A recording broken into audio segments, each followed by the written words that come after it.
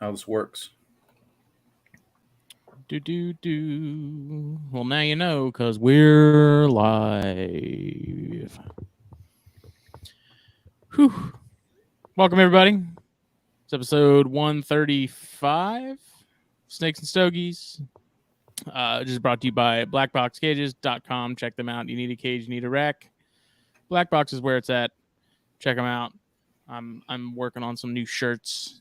I printed one. The back design's pretty cool, but I'm not going to reveal that yet. We'll do that at a later date. So build the anticipation. That's right. And my other one, like I'd worn it so much that it was getting worn out. So I was at work and I had some downtime, so I made me a new one. And yeah, so check them out. BlackBoxCages.com, Facebook, Instagram, all that good stuff. And then Puget Sound Pythons, Jeff and Kendra, check them out as well. Facebook and Instagram. Don't know if they posted anything for sale yet. Yeah, see, even Doc's like, he gets confused too. And check them out. See, I think Morph Market is where they're likely going to post a lot of their stuff. I just posted 2 bear rats on Morph Market, and someone has emailed me about them. Excellent. Yeah, so if you're interested, hit me up. Phil should sell the Lomountas live during the show for Justin.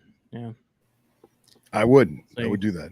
I have some corns that are going to go up soon too. I just need to get some more meals in them. Some nice Ultramel stuff, Ultramel Anery stuff from Paint Shab. Some other odds and ends. One of my Het Ghost Tesseras that I produced from the Ladies Island Ghost Tessera pairing. So, and all of the Thorn Scrub Rats are going to be for sale soon too, because I cannot wait to get those out of my house.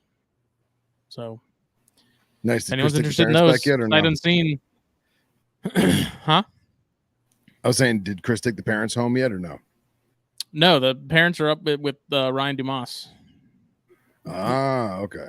You said Thorn Scrub Rats? Yeah, Thorn Scrub Rats. The Emery Milmorum. Huh. Yeah. Man, things change so much, so fast. Oh. Thank you. Yeah, too much old school taxonomy burned our brains. Well, and if you're not in the hobby, then like all the different morphs and variations and stuff like that, it's, every week there's something new created.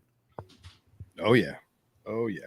Well, Thorn Scrubs are just oversized Emery that hate the world and everything around it. So I see. All right. Their babies are no exception. And I bred them. It was fun while it lasted, but I'm, they're cool and all, but I'm good. You're done with them. I've had my lifetime fill of Emery. But Dumas was very surprised that female was proven, because he said she's like half the size of his female. Really? Which I've only seen pictures of like big thorn scrubs, so I don't really have anything to go off of. They are locality. They are the babies are F1 Nueces County. Both mom and dad are from Nueces County. And there's 5 of them. They come out huge. I think 3 of the 5 have eaten already. They just had their first shed, so I offered meals. 3 of them took. I have not sexed them yet. That'll be fun. Yes, they're squirmy and angry. So I'll probably wait until this weekend to try and pop them and whatnot, just because they have meals in them now, and I don't want to get those meals back. So nice. Yes. Do it all over again. Yeah. So other than that, not a whole lot happening over here. Cool down is happening in a couple months already, which is just wild. A couple weeks. Crazy. Summer flew by. I should say. It did. It feels like it was just yesterday that I was starting to pair stuff up. It's crazy. Yeah. I'm trying to bulk stuff up for the quote unquote Florida winter. So, but Justin, do we want to do like a legitimate introduction of our cohort tonight? I mean, considering he's one of my favorite academics around. That is very true. And he started he sparked my obsession with herping in China, because there's so much cool stuff. And no one even thinks about it. Yeah. No one thinks of China as a herping destination. Yeah, man. And it 100% is. Well, for those of you fighting the lag tonight, we are joined by Dr. Kevin Messenger. Hi, it's me. Hello. Yeah, the one of the coolest books, I can confidently say one of the coolest books in my library, because I have books in French, I have books in German, I have books in English with a little bit of German, but this is the first book I've ever had, that a herp book that is in legitimately 2 languages. Yeah, And that's just so cool. I mean, I forget which. I think it was the Reptiles and Amphibians of Yucatan, which is in Spanish and English, and that kind of gave me the idea to do this. And on top of my my own frustrations with having an English book and pointing at a sentence or something, and to my friends and my colleagues in China, and them saying, "Sorry, I can't read that." It's like, okay, that doesn't help very much. Says, yep, that's a snake, all right. Yeah. Yeah, and I think that it's awesome that you have it, like, I don't want to say transcribed, but it's legitimately written in both languages. So instead of me trying to like take pictures with my phone and put it in Google Translate, or like now Google Translate has like the live translate. So you just like hover the phone camera over it and it instantly does it for you. Oh, nice. Yeah, so like I have a French book on the snakes of West Africa, and a lot of it is very, very basic, and like you can kind of decipher what they're saying, and obviously you know what species you're looking at and what area you're looking at, because you know the names of the animals, you know the scientific names, you know the cities and the areas and territories and stuff. But the in between, like the meat and potatoes, you can't get unless you do that. Well, I can't because I don't speak French, but I loved how I didn't have to do that with your book, but it was still there if I wanted to. Yeah. Yeah, a lot of the Chinese books that I have, I can read the very basic words like distribution or habitat or length, and then of course you'll get some, or reproduction, and then you'll get some numbers in there. So you're like, okay, if it's reproduction and then there's some numbers, obviously that refers to egg clutches. But it's a lot of guesswork on my behalf. So I wanted to not have any guesswork, obviously, in my book. Yeah. Well, it's kind of odd, like the timing of that book being released, and then we did an episode with you not long after the release of that, and then that was about the same time that I got my hands on my Diones and my Bimaculata. Well, this was actually a little bit after that, because I had those 2 Bimaculata originally that did not do well. That ended poorly, because I ended up giving you one of the cadavers in a little jar. Yeah. And that's when I was given the Diones and the Bimaculata. So that was after that. So that was already one of those things where it's like you would sort of, after reading the book and then seeing them, and then I think I mentioned them to Loafman, and Loafman was like, yeah, I got some, check it out. And he sent me a baby, and then I got adults, and I was like, it's just really cool. Like, it's just odd, the timing of the whole thing. That's cool. So oh, cool. I didn't know you wrote a review. Well, damn. Yeah, man. I need to figure out where that is. Herpetoculturenetwork.com. Okay. Yeah, a friend of mine here in North Carolina, he has a male and female king rat, which we talked about. They're one of my favorite Asian rat snakes. I think next year he might try to breed them. I forget which sex is slightly smaller, and he's obviously worried about one of them eating the other. Yeah, if they're not fed. So, but I'm hoping next year he might get around to breeding them, because I would love to eventually get my own king rat here in the U.S. Yeah. Jake had one for a while, and that was a cool snake, man. At the time I didn't appreciate them, but seeing how popular they're getting and seeing them at shows and stuff, it's like, okay, that's a pretty sweet snake. I love them, and especially if you can get one that's tame, which most of them are not. But there was one wild one that I caught that was dog tame. Like I tried to get her to get defensive for photos, and she was a puppy. She would not mess with me whatsoever. Well, my late mentor had the stinking goddesses, and they didn't musk or hiss or nothing. They were just chill. So I think I got spoiled with that because I've had plenty of other friends have them. That was not the case. Yeah, no. Usually whenever I am messing around with snakes, I would rather get bit than get musked. And when you hear the term stinking goddess for a snake, then that's very off-putting. I would much rather a king rat just bite me than musk all over me with their extra large anal glands. Well, it's interesting too because you have those, and then you have like the David eye, which are almost, if you see the David eye, they're like a weird combination between sort of the traditional Elaphe and those. Like they have the larger eyes and they kind of have the same head structure, but they're smaller and they kind of look more like, I guess, not necessarily Diones, but like that sort of clade, that sort of stouter-ish. Well, also, it's the brow line. It's that ominous brow line.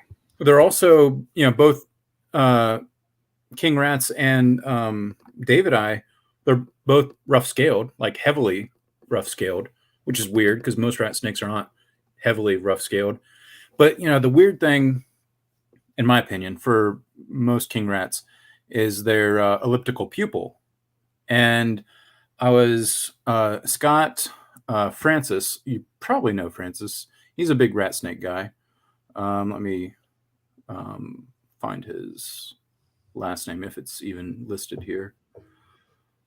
Francis. Oh, it's French, so I can't pronounce it. Cosquieri. Anyway, he was talking about some other rat snakes that had that, and he mentioned it's either a Japanese rat. I think it's a Japanese rat snake that also has the elliptical pupil. And he sent us a picture, and man, like you can tell, like just in the face, that both Carinata and this other rat snake, they're strongly related to each other. And obviously David eye. I think that those three are super close to each other. Yeah. Something else that I didn't realize was as keeled as they are, because we were at Daytona and Billy Hunt had some at his table, were Russian rats. Like I finally got to play with a Russian rat, and I took one out, and I was like really not expecting them to be as heavily keeled as they are. Like when you see pictures, you don't really see that scalation. No. Then I got in my hands, and I was very surprised because I was expecting to be much more glossy than they were. Yeah, I mean they look like king snakes, basically Eastern kings. So you kind of think they might. Come to think of it, I think Billy's adults are the only adults I've ever played with, because all the ones that I'd ever seen in the past were like hatchlings at a show, because I've never owned them, and I feel like they feel different as babies because obviously the scales are smaller, and then holding Billy's like totally different. Yeah, I've never tried to get him to sell me one for $100. He wouldn't do it. I've never held a full-grown Russian rat, but I caught a full-grown Anomala, which, depending on the literature, they're currently I think they're separated right now. Elaphe Anomala instead of Elaphe shrinki Anomala. But at one point they were the subspecies within the Russian rat group, and I don't remember that individual being very rough scaled. But man, I really want to get back to northeastern China and find a proper Russian rat. And when I went to South Korea, well, hold on. I was going to say, I think that one image was mine, but it's not. Yeah, they're so cool. I love Anomala. And I love Russian rats, but I've never caught one. Do you like your personal? There's mine. That's one of my images right there. The one that says Hubei province. What I believe they should be separate, yeah. But one of the big issues is on the Korean Peninsula, where the two supposedly come together, and there's just a big, huge. Which photo was yours, Doc? On the far left, to the left of that one. Yep, that one. Oh, nice. There you go. Very cool. Yeah, that's the one I caught on the Great Wall. Yeah, he's actually the individual on the cover of the book. Oh, nice. Awesome. Dude, it looks like a totally different animal from the cover. Well, that's because he was opaque. Yeah. And I knew he was going to shed in the next day or two, so we held on to him until he shed. That's awesome.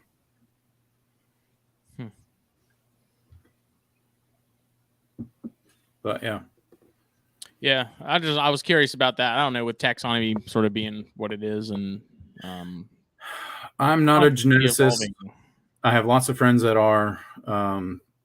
You know, it seems like one year they suggest one thing, and then the next year it goes back to the way it was. And I don't know.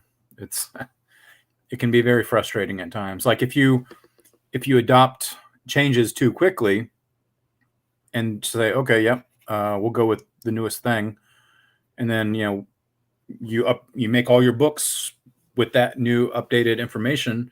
2 years later, they're like, oh, sorry, we used the wrong methodology or something, and the previous way was actually correct. So I am very conservative in adopting changes to names. I try to let them sit for at least 5 years before I accept that name. Let it go through scrutiny before I accept it. But how can you look at rhino rats and be like, yep, those are Gonyosoma, all right, like without a doubt? No, I was not happy whatsoever with rhino rats being Gonyosoma. Like what they were Rhynchophis. And oh yeah, so I meant to talk about this too. So what was also unfortunate, the year that we did that first podcast, which was the year the book came out. I think it was, I don't know, we did it maybe in May of 21, and the book came out in March of 21. Well, that same year, in the summer of 21, they discovered like 3 or 4 new species of rat snakes in China. I was like, oh, yeah, because one of them was like an offshoot of either Dion's or Bimaculata. One of them, well, that one I don't think has been published yet. I think that's the 4 out when I said the 3 or the 4. I might have sent you pictures of it. One of them is a split off of the rhino rat, and basically it's the population from Hainan Island has been determined to be a new species, whereas all the species in mainland China, Vietnam, that's the original, and then the one on Hainan Island is its own thing. But the distinction between the two, other than genetics, is the Hainan Island one, the postocular stripe is diminished. And yeah, I think that's, and it has like an extra L'Oreal scale. Yeah, and I said that, and then our buddy Zach Kevin, he got some what were supposed to be the Hainanensis, and he was sending me pictures of the facial scalation and stuff, and we looked at them compared to mine, and we both had that extra L'Oreal scale. So I don't know. We were looking at it, and we were like, for probably like a half hour, we were sending pictures back and forth to one another, like really zoomed in and like circled and like trying to figure it out. So I don't know. I mean, that's a really, really minute. It is distinction, and the one that my friend found up in northern China in Shanxi province, that one is fully straight on legit. It basically looks like a Protobothrops jerdani. It is a jerdani mimic, and that one was amazing. Yeah, that's easily one of the coolest snakes to be found in the last that was years plus. When he sent me that picture, I was like, holy shit, I can't believe that. I mean, and what sucks for me is, a lot of my initial China work was in a province just south and east of there. I was maybe, I would have to look at a map to see the actual miles, but I was probably within 150 miles of that location, because jerdani is all over the place where I do a lot of my work. And I've never seen such a snake. And I'm sure all the local people in that Shanxi province location where that snake was found, every time they saw that snake, they probably just assumed it was a jerdani, and they probably just, ran away because it's venomous. But, you put a herpetologist there and he sees a Jerdoni, catches it, and he's like, holy shit, this is not a Jerdoni. This is a rat snake. And how does it, it's just to find something that new and that distinct, it doesn't happen very often. Yeah, that's what baffles me about the whole thing is the fact that, it's 2022, 2021, 2020, whatever. And there's still species like that are so unique and sort of novel that we haven't even, that no one's seen, no one's come across, at least they're documented. And it's like, it's crazy that it gives me a little bit of hope, at least. Like they're still finding stuff, like stuff's still out there to be found that we haven't, we haven't done it all. Yeah. I think there's maybe at least a new species or a new subspecies of Protobothrops out there in China. Maybe a new species. I guess it kind of depends on, the genetics that are ran. But that's been one of my main goals once I get back is to go search for it. In 2019, I went there for, I don't know, 3 or 4 days, which wasn't enough of a search effort, but I just wanted to get the ballpark of the location. We didn't find anything, but my intentions were in 2020 to do it, but of course all of my intentions for 2020, 2021, 2022 have gone out the window. Yeah, we know what you mean. Now, going back to that one mimic, I remember you vividly telling us that a lot of the Jerdoni were in like rock, I don't want to say piles. Yeah, rock piles, yeah. Okay. Was that mimic in similar terrain? Like, was it filling the same role or? So my friend Jin Song, he's the main author of the, I think he's the first author of the paper, but he was one of the guys involved. He's the one that sent me the picture. I think he sent me a habitat shot because I, told him obviously for my second edition of the rat snake book, I need to have that in there, which I've already started working on the second edition because there's some other complaints like people wanted the Tachy genus in the book, even though they're not really related to a Laffy, but the book does say, Asian rat snakes. Right. I can see that. Yeah. So right now I think I'm adding like 12 new species entries to the second edition. Awesome. Is it just going to cover the Pataeus on like mainland, or are you going to branch out and do like anything that's close to the border? I'm going to add in because it could easily just spill over into the border. Sure. Okay. So like northern Thai and stuff like that. Yeah. Exactly. But so I think when I told Jin Song I wanted to add that species, I think he sent me a habitat shot. So I'll have to go back to my other computer and take a look. And if so, I'll let you know for your personal curiosity. But at the moment, I don't know. It'd be a hell of a cohab enclosure. Yeah. When he sent that picture to me, I was like, I hope you guys are going to name it Jerdoni oides. I don't know. Oides means looks like. That would be cool, man. That'd be very cool. But he said they had already sent the name in. Damn. What was do you remember the name or no? Yeah, it's Xiphon Danta. Let me see what. Forget Laffy Z.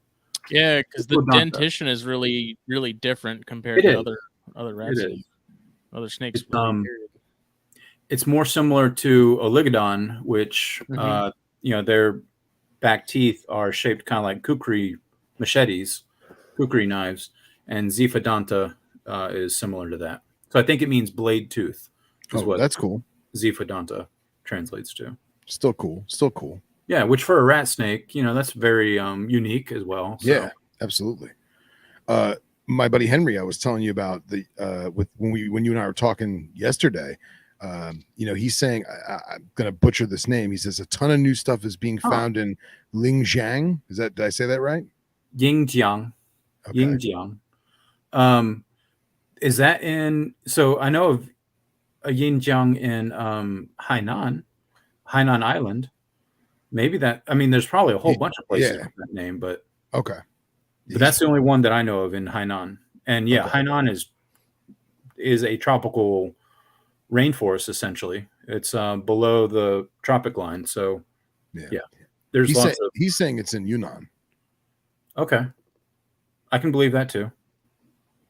And yeah, Yunnan. So Yunnan, southern Yunnan is. There's a ton of species that only occur in southern Yunnan that have more similarity with Thailand and Laos and Vietnam, Myanmar. You can almost draw a line where there's a lot of those species that reach their northern limit in southern Yunnan, and that's mostly a higher elevation too, and like more coniferous. Western Yunnan is high elevation, but south and east Yunnan is very low. Okay. Very tropical, extremely tropical.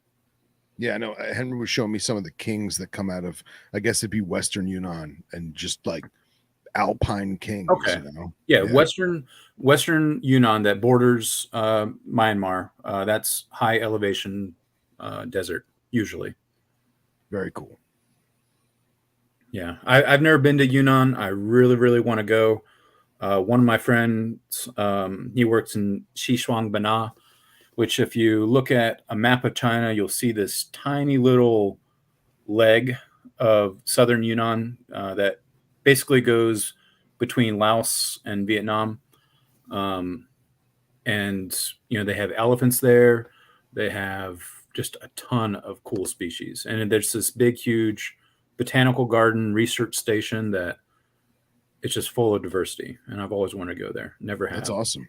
It's got to be the next trip, man. Such a big country. I feel like you could spend half a lifetime just going across it, You can, which is, one of the reasons I accepted the job, because I can spend my career there. Forgive my ignorance, but it's slightly larger overall than the United States, right? If you include Alaska, I don't think so. But if you include just continental U.S. and continental China, then yeah, I think it's very slightly larger. Very interesting. You just think about how much diversity we have, and then we don't even know half of, because so many people aren't looking at it in that regard, Yeah. So everyone's got to get on Google Earth and iNaturalist tonight. Yeah, well, that's actually too. That's a good opportunity to talk about this, because you were on a was it Pingle's show not that long ago? Yeah, maybe a month ago. You were talking about those frogs that you guys found behind the hotel. Behind the hotel, yeah. I thought that was the coolest friggin' thing that I had heard in a long time, man. Yeah, that was a weird find, and the hotel itself, the Wizard of Oz Resort was the name of the hotel, and yeah, Amel from, he was at the time working in South Korea. He's from France, grew up in Madagascar, but did all his career in South Korea. And so he was coming down to China to do some surveys for some hyla, some tree frogs. And I wanted to go to that region of China to look for new Megaphreus frogs, which, I just described that other Megaphreus umbrophila, back in 2019. So I wanted to go to the same region. So I'm looking for Megaphreus. He's looking for hyla. And I just hear that one call off in the distance that I'm like, that is not Megaphreus. It's not any species of frog that I've ever heard in any of the places in China that I've been to. And, waved him over, called him over. I'm like, we need to find out what's making that sound. And yeah, it was that Curizalis that, their next closest relatives were 700 kilometers away. And that's awesome. Wild. Yeah. So that's why we gave it the name Inexpectatus, because it was very unexpected. Super cool. Let me try and pull up a picture. Oh yeah, I don't know. You might be able to. I wish I should have uploaded one to Flickr. I don't know if I did or not. There should be a picture on my Facebook though, on my wall. It's still hyla, right? Oh no, it's Curizalis. Oh, that's right. Genus. Okay. Yeah. Yeah. Amel was looking for Hyla. I was looking for Megaphreus, but we found Curizalis. And you guys Go ahead. I was just going to spell it if he was doing a search for the word. Yeah, no, I've got him. I'm just trying to find the new one. So you guys didn't have time to look around more. In expectatus, like okay, yeah. So what'd you say about? You guys didn't have time to sort of investigate more in that area to see if you could find more of them, or well, so what we did, which I approve of. So at the time, Amel, which I didn't even know this was an option. You know, he's a geneticist, and so we would just take Q-tips, take buccal swabs of all the specimens, get their DNA that way, so that way we didn't have to kill them, and then we could go ahead and test the samples, and if they proved to be something new, then we would go back and take specimens that would need to be euthanized to become museum specimens. So at the time, no, we just took photographs and took buccal swabs. And then once we said, yep, they are something new, I was busy with another project, so I sent one of my interns down there to collect the 10 specimens. I got it. I forgot the X. I was like, it's giving me half frogs, half like a Windows programming code. Here we go. Yep. That's the image right there on the left, and yeah, that's the big one. That's the big image. Super cool. And they are very closely related, especially in appearance, to a species on Taiwan. But you know, everything else is different other than just simply looking like it. So one of the things I like about distinguishing frogs compared to snakes and lizards and anything else is, you know, since frogs have a call, whenever we do our analysis, you know, we do a morphometric analysis. So we take body measurements. We take a genetic analysis. So we look at its DNA. And then we take an acoustic analysis and basically look at its call and how does its call differ from its relatives. You know, if the call is the same, then it's probably the same species. Super cool. Very, very cool. So I like just having 3 independent sources of verification, I guess you can call it. Yeah. And it's an animal that you can actually do that with, you know? Yeah. Very impressive. But yeah, that was a fun trip. Most of the expeditions are fun, which is why I'm anxious to get back. Yeah. So what's specifically going to be on the radar for your next trip? I have several things on my to-do list of things I want to check out. You know, I want to check out the Protobothrops.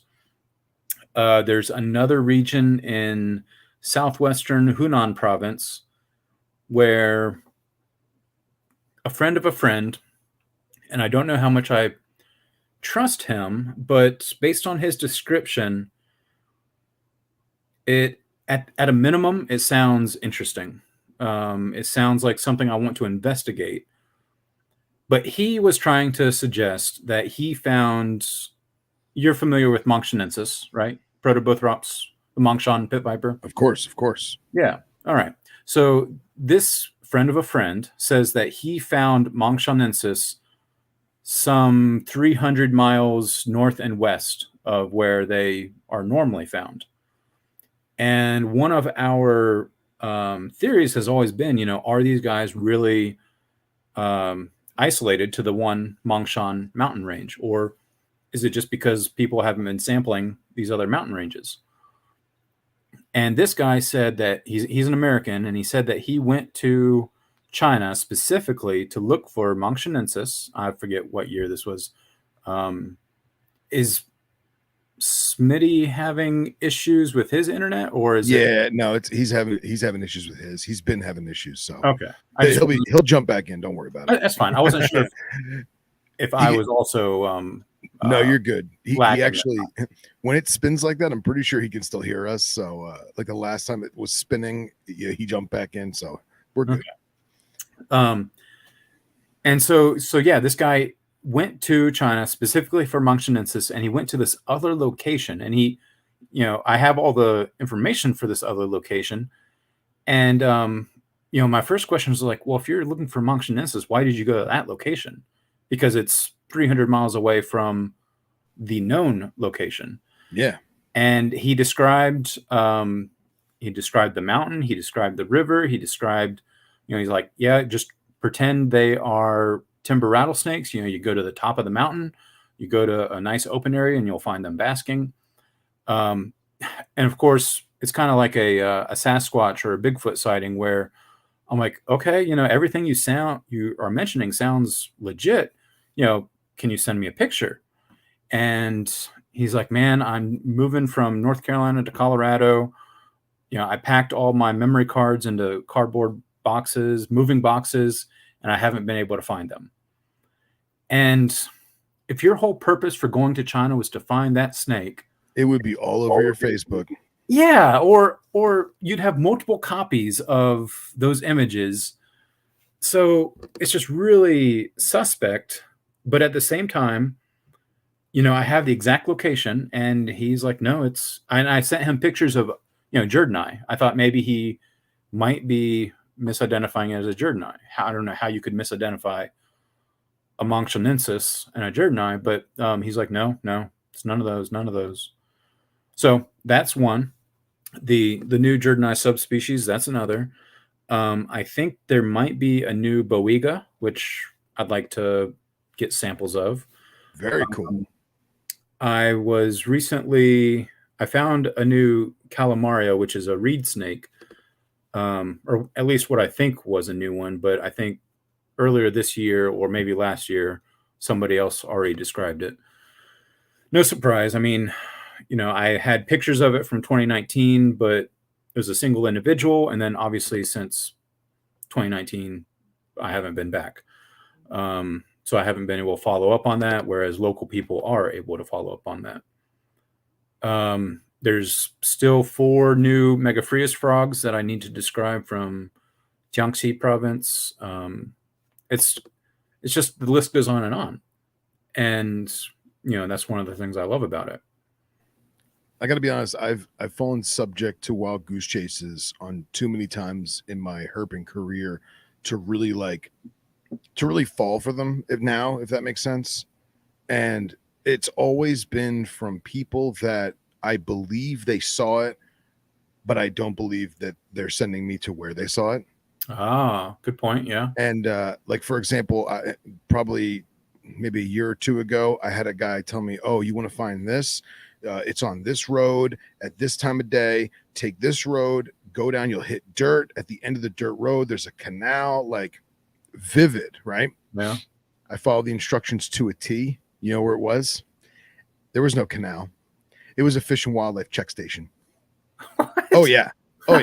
So like totally, I mean, obviously I wasn't breaking the law, but it was just like the arrogance of the goose chase. It just killed me. So like after that, I was like, you know what? I'm done with goose chases. But if you're going to be in the area, I would totally go to that other mountain. I mean, and dude, even if you don't find anything at all, you get to, who knows? It could be another mimic. Yeah. It could be another mimic. Yeah. It's still a new location. It's a place I've never been to. I will simply go to a new mountain range that I've never been to, simply to just do a standard survey. So yeah, I have no qualms with going to this new location. I'm definitely not going to expect a new population of Mongshan vipers, right, or a new species of viper. But I'm still curious to check out the location. Yeah, absolutely. And hey, man, I like we were just saying, don't get your hopes up, but I wouldn't totally write it off. I mean, there's been crazier things found and crazier things, realized, if you will. You know what I mean? So who knows? It could be another population, could be a new species. I've actually seen it where, what the hell was it? I don't know if it was a turtle species or somebody was recently telling me about how there's this one area that like never had any turtles, and then turtles magically appeared, and everyone was like, oh my god, the ecosystem's fixing itself. And it turns out that like, no, it was the farmer down the street. He's like, I don't know where all the turtles went, so I just put more in there. And it's like and like they're native turtles, but still it's the same point. Like, who knows, somebody could have stuck some mangs up there. And yeah, that's very true. So I just now realized, on the right hand side of this, again, I'm gonna apologize for this being my first live show. I just saw all the comments. There's a little tab where you can click on the comments. Oh yeah, absolutely. So I'm just now seeing all these comments that people are talking about. Yeah. Henry Martinez says, if you want to go to Shishuang Bana, I might be able to have a hookup. Oh yeah. So I just Henry's our man, not in Asia. He knows everybody, man. It's crazy. That's cool. That's cool. Yeah. Yeah, sorry, that sidetracked me for half a second. No, it's cool, man. It's cool. That's what it's there for, So what was the last statement you were mentioning? No, we were just shooting the breeze about, definitely go to the mountain, and if the mangs are there, great. And if there's nothing there, oh well, at least you went, Yeah, for sure. I plan to, yeah. Absolutely. And just going back to what we were talking about on Hainan, like recently there was a lapse, not a lapse. There wasn't a lot of Hainan rats available, and then something happened, whether it was somebody reposted the paper or what, and all of a sudden they were all over the place and really expensive. And I just thought that was funny that you had mentioned that they had made it its own thing and whatever. Yeah, no, and I think Smitty, is that I was Matt, but he prefers Smitty. Okay, so Smitty, he said that a friend of his has some images of specimen from Hainan, captive, I guess. I would love to figure out whoever that is, and I would love to, do another photo shoot. I drove down to Smitty's place in South Carolina and did a photo shoot with some of his juvenile boiga. Yeah. Because I went to Hainan Island once. I found a DOR rhino rat. Mm-hmm. So I obviously, that's not a high quality photo that you want to add into a book. Yeah. So if anybody has the Hainan, the rhino rats from Hainan Island, I would love to have a photo shoot or simply just get high quality photos from anybody. They? Yeah, there's actually there's a few people that are in this lives group and everything. I think maybe 2 or 3 people actually might have them. So we'll put some feelers out and email some people and try and get those. Nice. Smitty, you know anyone off the top of your head in our little circle of friends that has the Hainan rhinos? I think he's still having internet troubles. Yeah, he's still lagging. He should just go to voice only and don't try to do. Because he has a few. Oh, okay. Well, then, definitely Doc and Kasicki could totally link up. Yeah, I'd love to. Love to see them in person. Yeah, man. Absolutely. Even if they are legit, which my genetics friend said, I sent him the paper, and he said, yeah, as flimsy as the evidence is, it's still legit, is what he said. So yeah, was it a vast divergence in genetics? No, or was it? It was not. Okay, it's very minute. And see, it's so interesting that we base certain things off of, how do I phrase this? So like we want to use the genetics, we want to use the DNA, but you can't always go off of that because of the percentages of divergence being smaller or greater, right? And like people always talk about like us and chimpanzees, we're 1% different. And it's like, well, we're definitely not the same creature.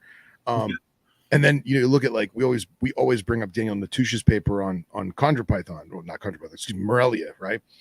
And fucking showing the age there, right? And it's 11% divergence. And it was like, okay, 11%, that's a crap load, you know? And it's like, well, is it really? You know, Yeah. obviously, Who is to say, you know, it's Right. arbitrary. You know, we create our own lines of drawing a line in the sand. Right. Yeah. The So- animals don't know any better. They don't, I guess they do know who they're going to mate with, but Yeah, that's true. But I also, going back to like we were talking about, you know, taxonomy and naming stuff, and like people, I have noticed, and I don't know if it's because I'm paying more attention to it the older I get and I'm more fascinated with it, or if it's just because of social media, like it's always available, readily available. But I've noticed that there's been a lot of taxonomic changes where they did not rename it. They went back to an old original name, and they're following like the rules, the templates of it, you know? Yeah. And I think I appreciate that sincerely, you know? Yeah.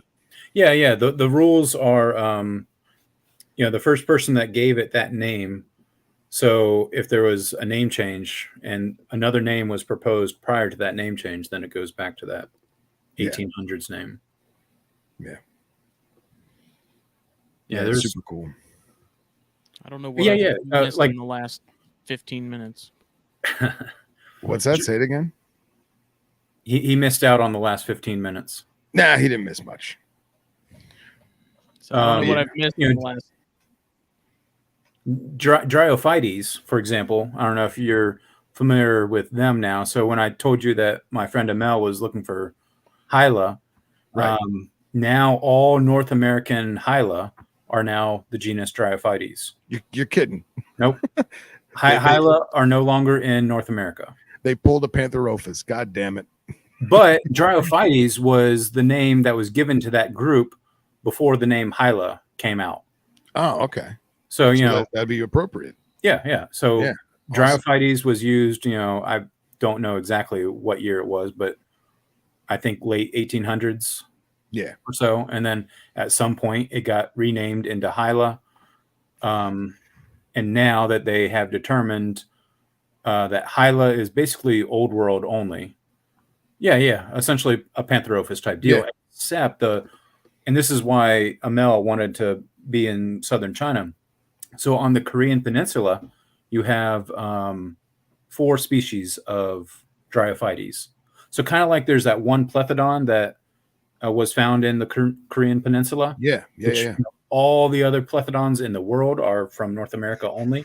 Right. Same thing with these 4 species of Dryophytes. Yeah. And it's like you go to an archaic rationale of Alaska and Russia being connected, and it's so close, and like it kind of makes sense. You know what I mean? Yep. The land bridge. Yeah. That's Bering cool. Sea land bridge. Yeah. That's super cool.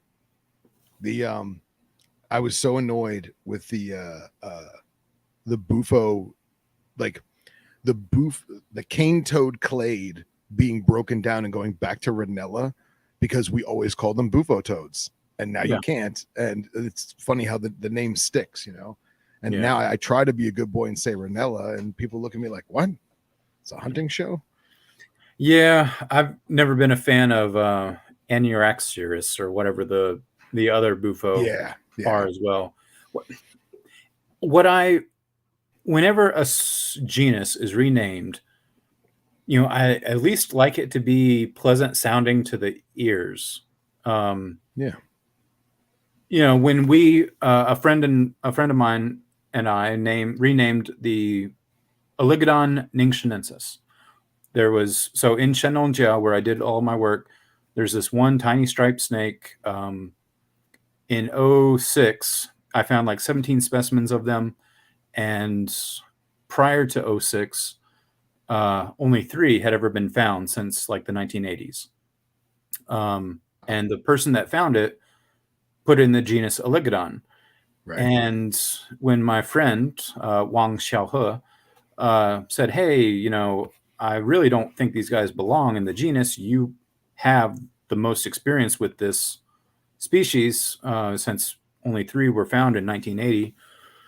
You know, do you want to put out a paper and talk about these guys? So, you know, I had been doing morphology look at this genus, this species with the genus, and yeah, it's blatantly obvious. If you throw up a picture of an Oligodon, your standard Oligodon, and throw up a picture of a standard Ningxinensis, morphologically speaking, they have no similarities whatsoever. Really? And how it was originally classified as Oligodon is beyond me. Maybe the original guy wasn't a herpetologist. I don't know. But either way, when we decided to come up with a new name for the genus, to create a new genus, because it's now a monotypic species, it's the only member of its genus. Yeah. We chose Stichophanes. And, I always prefer a name that sounds pleasant. Like another one that was recently renamed, reclassified. Can you spell Stichophanes for me? Stichophanes, yeah. Can I type it in? I'll type it in the private chat, right? Will that work? Yeah, that'll work, because I'll just copy and paste it. And you can pull up pictures. Mm-hmm. Stichophanes. Oh, perfect. So Macropistodon rudis, which is a favorite snake of mine. Yeah, we were talking about this. Yeah, you sent me some pictures of a captive that was gorgeous. Mm-hmm. So Macropistodon rudis has been renamed Pseudagkistrodon rudis. So it's also monotypic. Yeah. And which you and I were talking about that. Like, I understand the whole Pseudakistrodon and the primitive Adkistrodon, the primitive fishing snake, fish hook mouth snake, right? Yeah. But it's so guttural. Yeah, yeah. You know what I mean? Pseudagkistrodon just doesn't roll off the tongue. Like it doesn't. Pseudo-Agkistrodon, even though you're adding a syllable, even sounds better. Or if you took out the ag, Pseudokistrodon or Pseudakistrodon, that sounds better. But yeah, again, anyway, my whole nerd semantics tangent on this yes. was the fact that if a name is going to be renamed, try to at least make it sound pleasant. Yeah. Don't make it sound awkward, because that makes people even less anxious to adopt it. Yeah. I pulled up the stripies here. Let me pull up them. Yep. That top row is mine. The one with the eggs is mine. There's the habitat shot on the road. These guys were super weird. They only eat snails. And so see that image there with the eggs? Mm-hmm. So she laid those eggs on like June 30th and in the bag. And so I collected specimens. It was late June. Collected specimens, put them in the bag. Later that night, I went to take a picture, and she had laid the eggs in the bag. And so I moved her into a different bag, and there was a male in that bag. And so see below where you see copulation on the right. Go to the right. More to the right. Oh, there you go. Yep. There you go. Yeah. So no kidding. After laying eggs in late June, the male decides to mate with her. So now this is like early July. Wow. And I'm like, this is weird. I don't think I know of any species that mates in early July. Or right after laying. Or right after laying eggs. Yeah. So yeah, it's just a really weird species, really cool. I wrote up a really long paper on the natural history of that snake. But yeah, I was so close. The fact that when I found it, I couldn't find it in any books, any popular books. And then eventually my colleague in Beijing brought this huge book on Chinese herpetofauna, and there's a line drawing of that snake.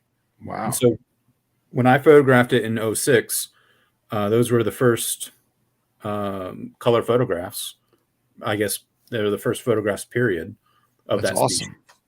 And, And- It's crazy that you mentioned that they only eat slugs and snails. snails. Okay, but They probably do eat slugs as well, but snails are their primary preference. so I just pulled up Duberia from South Africa, and they're slug eaters, and like the resemblance is uncanny. Yeah, super short head. Yeah, Yeah. Especially that one on just above that. yeah, super uncanny. You know about that slug eating, or no? I think it's an earthworm eating viper, right? Yeah. What's the genus again? I don't know that. It's been a long time since. Let's find it. But he's also has a super short head. I remember that much. And why would a viper eat earthworms? I mean, it's just so weird. Yeah,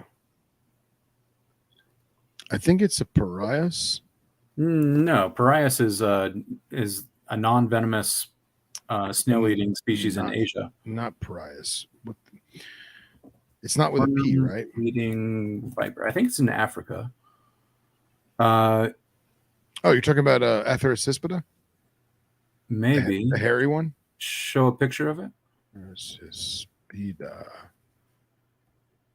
All right. Let me pull this up.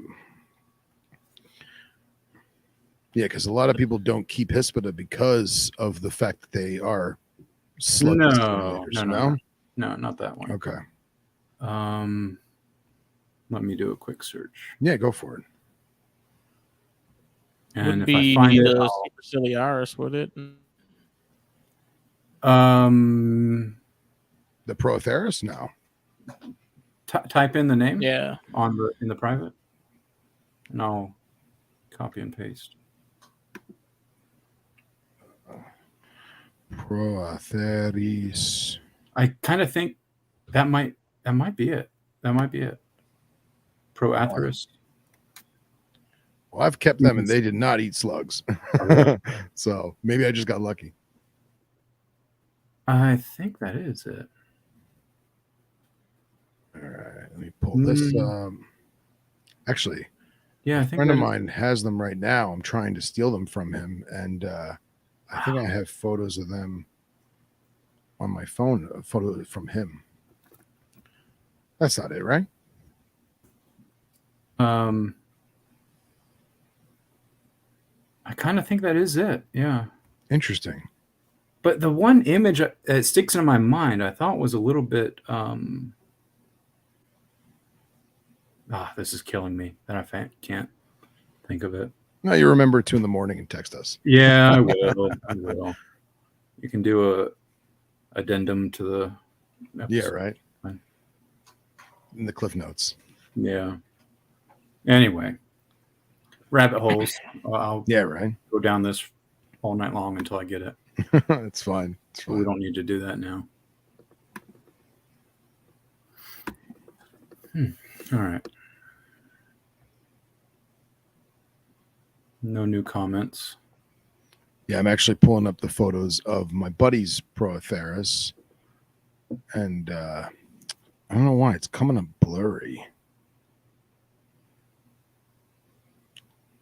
You know, I'll send it to myself. That's what we'll do. I feel bad for the people not watching this. Everyone who's listening on their commute to work tomorrow, you're gonna have to go on and look at these awesome snakes.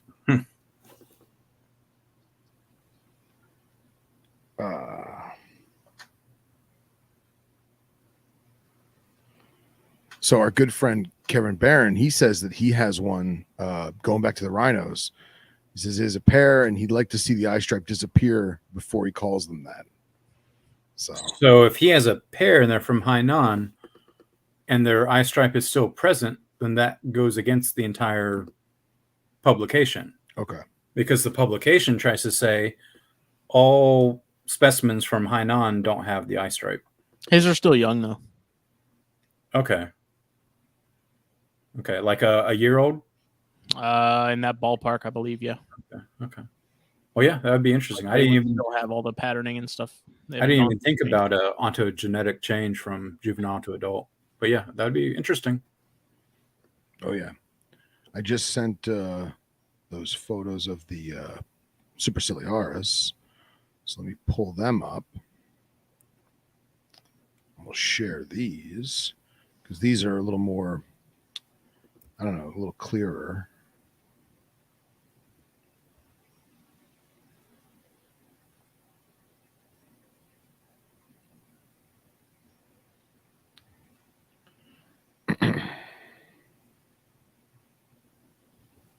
There's too many windows open.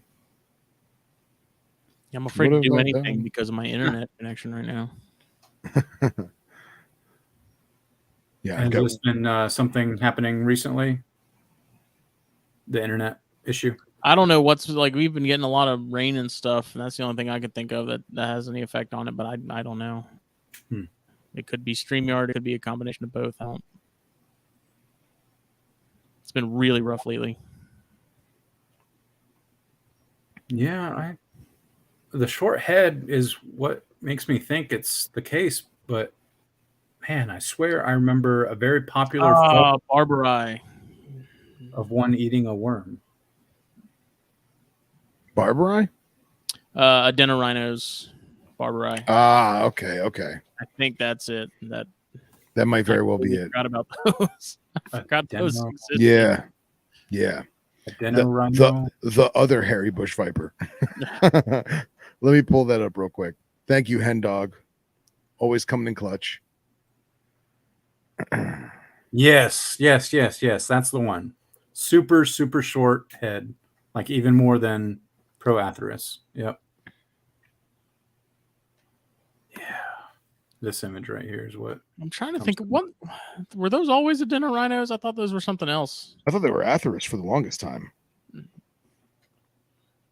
don't know. I'm gonna send you a link that I am looking at. That one.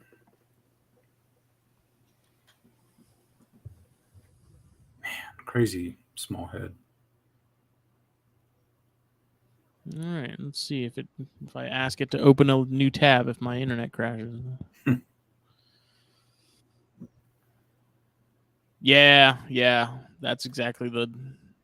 Yep, those things are just odd. Yeah, and those were the ones that are supposed to only eat earthworms. At least I'd heard. And yet they're vipers. I mean, again, why does a viper need to?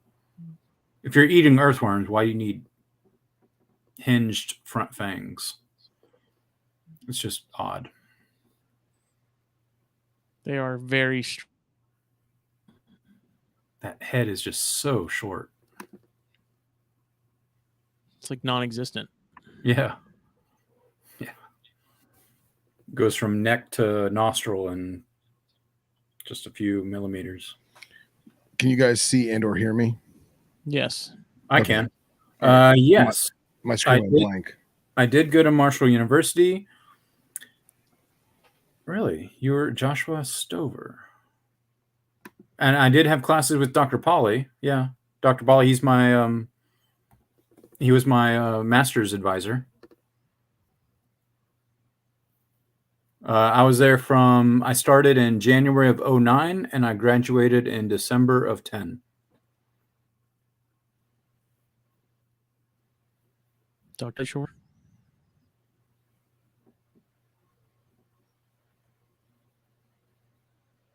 So I don't know. You weren't in Dr. Polly's lab, were you? Joshua Stover. Yeah, he might have just been in a different class that we had together.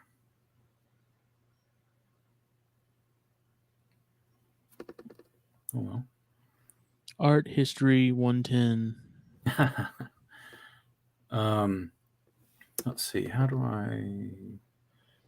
I'm going to take a quick restroom break. So I'm going to mute and turn off video for Go for it. 2 minutes. Yeah, my screen's lagging out too. I'm trying to get it going. All right. Be right back. Oh, His wife Tabitha graduated in 10 and still in contact. Tabitha.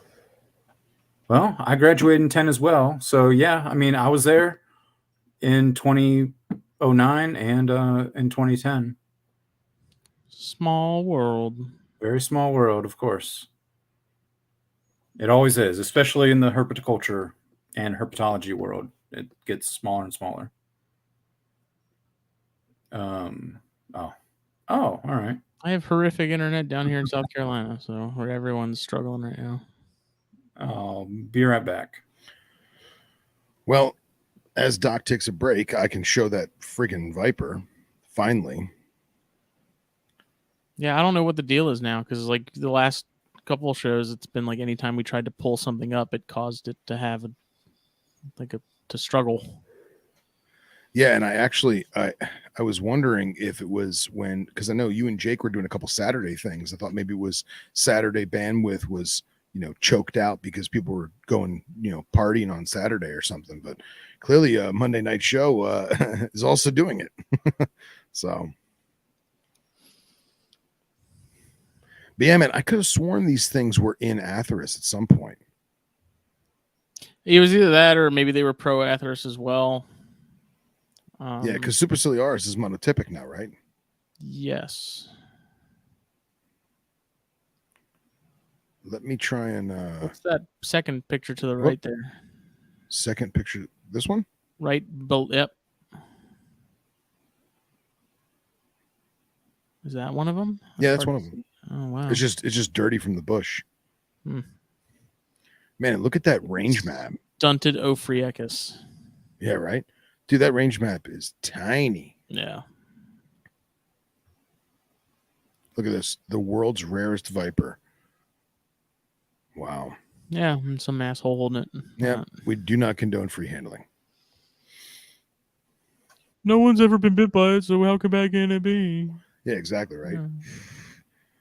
The rarest viper in the world. Probably no antivenin. And I'll be the one guy to get bit by it. Yeah, right. As I pose for this photo. Exactly. I mean, that little bastard is adorable. Don't get me wrong. Super Look at that. cute. Like, that little guy's just sitting there hoping you got a worm for him. I'm trying to find the Czech website so I can get the synonyms. Synonym rolls. The synonym rolls. All right, I'm back. Excellent. Anything change? So I did get kind of distracted. I did want to kind of brag up on Dr. Pauly for a couple of seconds. When Joshua mentioned Dr. Pauly. For anybody that doesn't know, he is an amazing person, an amazing herpetologist. Right now, I'm helping him with his second edition of the Herps of West Virginia. Man, as far as an advisor goes, he was almost like a second father. He was just the kindest, most awesome advisor I think I've ever had. I remember there were several classes when my friend Nate and I would be in seminar class. And if this is around the time when Lost, the show Lost, if anybody ever watched it, was kind of in its peak. And we would be in seminar, and Dr. Pauly would look at his watch. He'd be like, we're running a little bit late. He's like, oh, sorry guys, Lost is going to start in 30 minutes. I need to get home and watch Lost. And he would invite Nate and I to his house every night that Lost came on, and his wife would cook dinner, and we'd all watch Lost together and discuss it, theories and be confused. Like yeah, be confused. But I mean, that was what was so great about it, is just having theories about what's going to happen next. I mean, I think Lost was one of the first shows to actually have that kind of aura around it, where you have theories and speculate and what's going to happen with this. And I don't think prior to Lost, I remember any other show that would say, previously on blah, blah, blah. And it would do a recap. And the early years of Lost, I love so much. I was not a big fan of the finale, but that's just me. It reminds me of that movie, like This Is 40 or something, and the little girl's watching Lost on her iPad the entire movie. Yeah. So I finally found the database website for the synonyms, and it was originally Atheris barbari from Loveridge, 1930, and then it went to Adenorhinus barbari in 1965. It stayed that way for a while, then went back to Atheris, and according now, it is Atheris as of 2018. So How? That's Wait, man. hold on. No, I don't. You're looking at the reptile database? yeah, the Czech site. Yeah, reptile-database.org.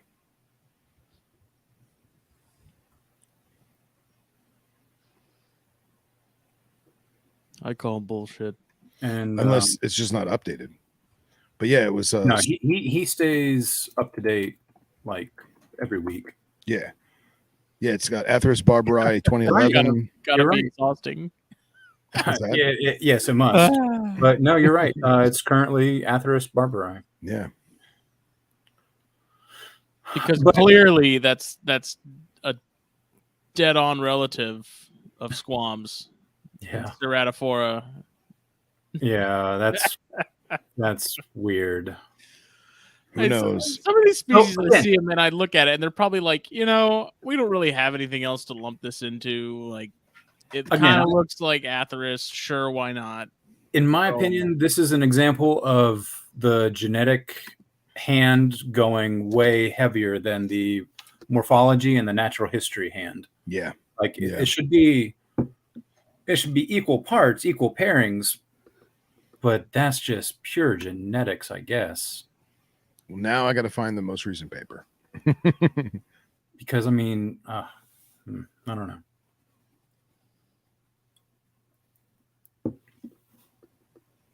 Like, well, it has the pattern of a rungwayensis. So you have something like that that's so significantly different visually, morphologically, and then you'll take something that is extremely visually distinct, like the rat snakes, eastern rat snakes, and say, no, they're all the same. There's no distinction. It just... Taxonomy is a lie. I don't get it sometimes. Big taxonomy wants you to believe. So according to Wikipedia, take that for what it's worth. Blah, blah, blah. Future research will show whether A. barbari should be moved.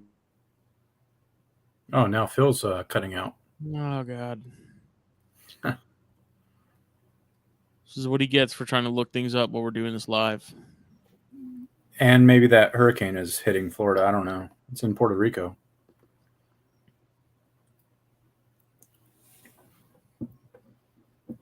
Uh-oh.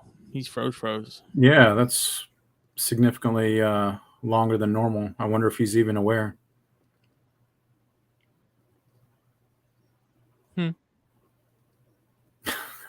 So aside from the Jerdani, is Xanthomelis still a thing? Yeah. Well, okay. So yeah, this is another big issue I have with most taxonomists. Is most taxonomists don't believe subspecies should exist. Most believe everything should be at the species level, and we shouldn't even try to do it anything below that.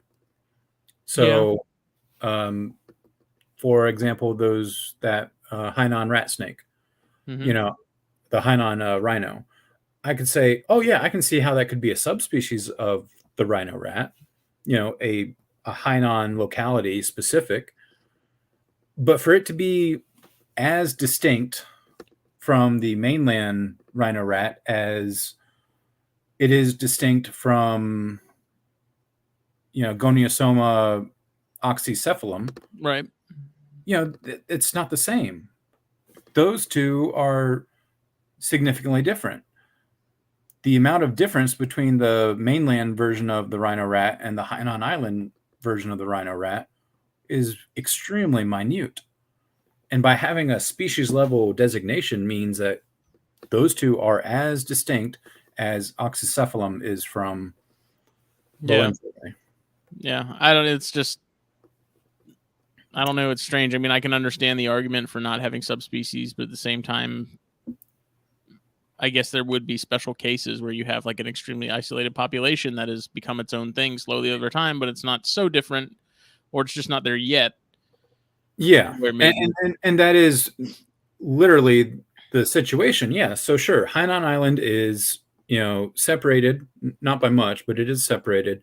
And so yes, in 10,000 years, chances are that population of the rhino rat will be significantly more distinct, if it's still around, will be significantly more distinct than the mainland. So, there are some people that argue every single population of an island should be their own thing. So that means, all the species on Key West should be their own distinct species. All the species on Big Pine Key should be their own species. All the species on Little St. Simons should be their own species.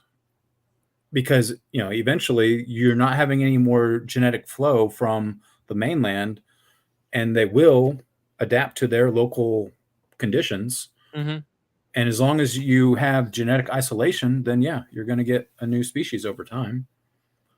But yes, right now, I think most people recognize the three subspecies of Jerdani: Xanthomelas, Melis, Xanthomelas, Beretti, and the nominate, Jerdani. And Xanthomelas is the one that I'm most familiar with, and it's gorgeous, and I love it. And real familiar. That's the one that bit me. I should laugh. Yeah. Special place in your heart. Yeah. Forgive me. I should get a tattoo of the snake instead of really just... should. You really should. The Beretti are cool looking, man. They're all cool looking, but did it cut out? Was I talking over you guys when it cut out? No, you just no. You were talking about looking at Wikipedia, and then you stopped. Okay, good, because I read a whole paragraph, and I'm looking at the other screen, and I was like, "Well, this is Wikipedia. Take it with a grain of salt." And then I flashed back over, and it's just a black screen. And I was like, "Oh shit!" So yeah, I was like, I wonder if he's even aware that he's... Oh no! And then it literally kicked me out of everything. Something went wrong. We're sorry. Freaking StreamYard. I hope you're listening. I'd like to file a complaint. You definitely need a Jordani tattoo. Yeah. Is there what's the differentiating factor between those three? Is it a range thing? Or is it primarily pattern is significant. What's kind of weird though, so I haven't, I'm working on book number 2 right now, which is the venomous book. And I've done my rough draft section. And right now I'm still in the Gloideus section. So I haven't gotten to do my fine tuning of the Protobothrops yet. So it's not clear in my mind off the top of my head what the main differences are morphology wise. Obviously, visually, Beretti and Xanthomelas are easily distinguishable. My confusion that I need to do a deeper dive into is the difference between Jerdani and Jerdani Beretti. Apparently, it seems like Jerdani is probably the least common of the 3 subspecies. And I mean, I guess that can happen. Typically when you think of the nominate species, you think of it as being the dominant species, the most common. But that's not necessarily the case. Whoever found the very first Jerdani, I guess Jordan maybe. I think it was Gunther. I think Gunther described it. He just might have described from the location where it's really rare and just got lucky. Gloideus is another one you don't really see much of. It seems like, I don't know, what year is it? It's 2022, like 20-ish, inside of 20 years ago. I think there seemed to be more people, I guess, keeping them at least a little bit. Maybe not some of the Chinese stuff, but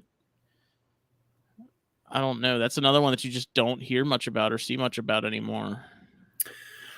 So, what I tend to do whenever I end up doing these books is prior to doing the books, I end up making what I just call little pamphlets for myself. Mhm. So I have a pamphlet on the Jerdani complex, and it's essentially a mini book just for myself, and I just go over every single Gloideus species. And man, out in the Middle East area, there are some Mhm. really pretty Gloideus. Gloideus Caraganas or something like that. Let me hopefully the spell check will. Caraganas, Gloideus Caraganas. And pull up the image that I'm thinking of. Oh wow, yeah, those guys are. I'll just send you. Just type in this on the Google search and go to images. Ooh, boy, those brevicata. Yeah, not Brevicata, that one. Intermedius. Oh, There's see, a like, bunch. yeah, half these I'm not even familiar with. I know like Blomhoff has always kind of been like the sort of the flagship one for what people think of when they think of that Yeah, it's genus. like the original. It was I think the type for the genus. It's the type species. So, sidecar, while you pull that up, I had to go consult the biblical texts, Yeah. the Visser book. Yeah. Nice. So nice. there's an amazing illustration of the different Jerdoni subspecies in contrast. Okay. I'm going to try and hold it up to the camera. Okay. So I mean, Xanthomelis is obvious, and then Jerdani, and Beretti are still Yeah, obvious. Beretti are but on the far left, right? I was assuming Jerdani on the far left, and Beretti in the middle. I always thought Beretti were the darker ones, but I could be completely wrong. Yeah, Xanthomelis is this one with the red, obviously. Yeah. And then you've got Beretti's in the middle. Okay. Okay. Oh man, I can't wait. So I ordered that book last night. I can't wait to get it. Oh, awesome. Yeah, man, it is literally the biblical text. Nice. So, for those of you who Which want to one know is about that? Asian pit vipers, Asian pit vipers. yeah, with Dick Visser. I need to stop being poor. Yeah, so copy and paste the that name there I sent in the private chat, and then take a look at the images and throw them up. I mean, is that not a pretty viper? That gives Vipera a run for his money. Hands down. An orange viper. Yeah. And I always thought it was really interesting how this genus was almost like this odd sort of amalgamation of like a Chistrodon and Vipera. Yeah. So I was going to bring up too when we were talking about the striped snakes earlier. Now I can't remember the damn name. Stichophanes. Yes, Stichophanes. Yes. Yeah. So have you seen the Protobothrops elegans? That's a natural stripe. No. Now we're talking mimicry. Let me click on your little. Oh wow! Like that is just. Oh yeah! Look at that thing. That thing's killer. Freaking gorgeous. Here's so my friend Jin Song, the same guy that discovered that new rat snake. Mm-hmm. He discovered this one. Gloideus is probably the Gloideus expert in the world, I think. Nice. And he discovered this species, which only eats moth larvae. Really? And it's beautiful. So type in that one into the search. Rubromaculatus. How do you figure out that it only eats larvae? I mean, he I think he found DORs and he dissected them and just found the only stomach contents has ever been found inside them is moth larvae. Wow. Oh, that's odd. Very different from most Gloideus. Wow. It looks fake. Yeah, man. Like it almost doesn't look real. Like look at that. Yeah, very, very cool. What? Super cool. And what I also loved about his approach is he would not sacrifice any live specimens. He only used DORs for his for the specimens that are used to describe the species. That's great. Yeah. I mean, it's sad that he had that many DORs that he could do it, but still. But I mean, at the same time, is that any sort of indication as to how well something is doing in an area? If you see a ton of DORs, does that mean that species was rather successful? I would think so. I mean, if you have a whole bunch of DORs, and that means the population is pretty dense. Mm-hmm. Whereas, if you never see a single DOR, then you're not going to find very many specimens probably outside of into the natural area. Yeah. But yeah, I think so. For right now, I don't remember exactly, but I think the Gloideus genus in China is around 22 or 24 species of Gloideus. Wow. Just in China. He described 2 more this year. Jinsong. I know Lateralis was a new one. That was a recent one that I remember. I reposted that on the THN page. That's just killer. Yeah, that's one that my friend Scott is trying to find right now. Like as we speak, he's in the mountains looking for that species. Is that in China too, or is that something else Intermedius? More westernly? No, Intermedius is northeastern China. Well, the Dick Visser book is from 2015, and there's only 10 Gloideus in the book, so that's pretty awesome. Wow, Jesus, pretty awesome how much they've accomplished since 2015. Yeah. Yeah, I was going to say, like, about 10 years ago, Gloideus was mostly, I was going to say, maybe 5 or 6 species. But, yeah, ever since Jinsong started getting involved, he's been finding them all over the place. Yeah, man, that banded, it's incredible. Mm-hmm. But, yeah, they are essentially the copperheads of Asia. Yeah. So originally, when I started doing this, do what? I was say phylogenetically. I mean, how far off are they from Echistrodon and Dinocystrodon? I think pretty significant, but still, same body plan, same. Yeah, niches. well, it's just wild. You see that face and you see that head and sort of the patterning, and I mean, the scalation is obviously fairly different, but that is that's an Echistrodon face without a doubt. Of course. I think they were renamed in like the 1970s, or no, it might have been the 1990s when they got Gloideus. Mm-hmm. I can't remember what I was thinking about.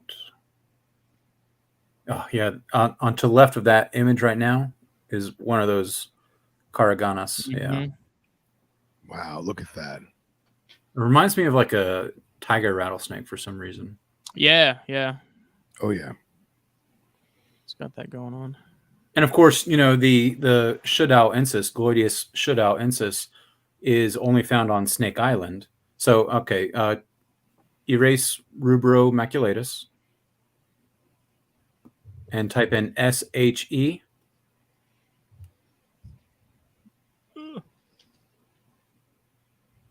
Yeah, that one right there. And so these guys, they only live on Shudao, which is literal translation is Snake Island. Shu is snake, Dao is island. And so these guys are bird eaters, just like the San Catalina rattlesnakes on our west coast. Yeah. That's all they eat. They only eat twice a year when the birds come in on the springtime for their stopover migration. The snakes are in trees. They gorge themselves on the birds, and then they feast on them again when they come for their fall migration, the birds. That's awesome. Does that mean they're tiny? I actually don't know their maximum size. I mean, it's in my book, but I haven't. I'm not familiar enough to recall it off the top of my head. I love any Snake Island population. You know, there's a Yeah. there's a tiger snake population of I think it's Atter, Notechis Yeah, plutonus Natechis. Atter. And yeah, most of the specimens there are blind because all the seagulls essentially peck the eyes out of the tiger snakes, but of course they still eat all their babies. Yeah, I remember Dr. David Williams did a whole I don't know if it was Animal Planet or they did a show on him going to the island and finding because I'm pretty sure they're also melanistic. And finding the tiger snakes on the island with no black. eyes. Yeah. That's right. Yeah, they are.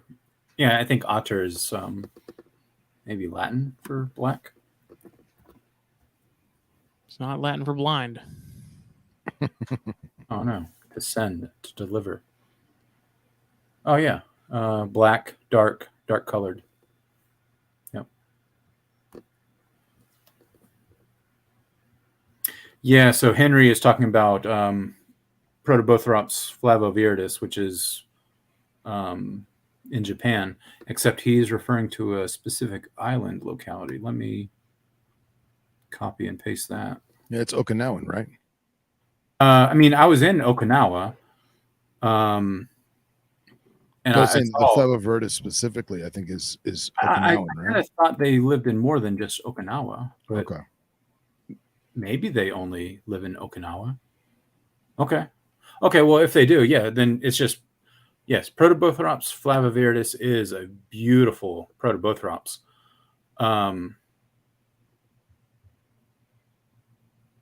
Here, I'll type in. It's just Chiangchenensis.